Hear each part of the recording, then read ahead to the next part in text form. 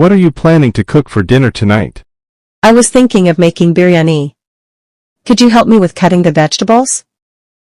Sure, I'll chop the onions, carrots, and potatoes. Should I dice or slice them?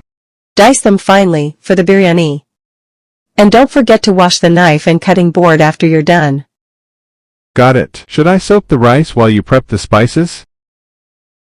Yes, please soak it for 30 minutes and wash it thoroughly to remove excess starch. It's done. Should I start boiling the water for the rice? Yes, add some salt, whole spices, and a bit of oil to the water before it boils. The water is boiling now. Should I add the rice?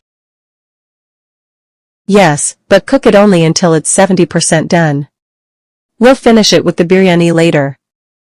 Understood. I'll drain the water after it's semi-cooked. What next? Start heating the ghee in the large pot.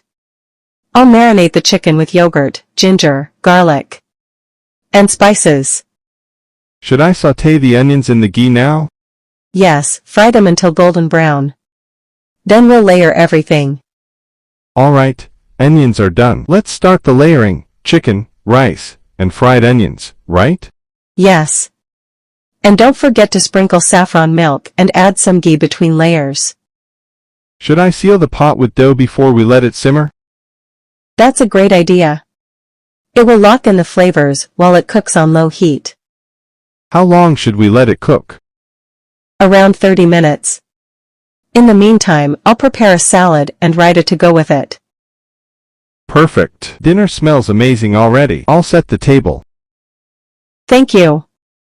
Let's check on the biryani. It should be ready now. It looks delicious. Cooking together always makes it more special.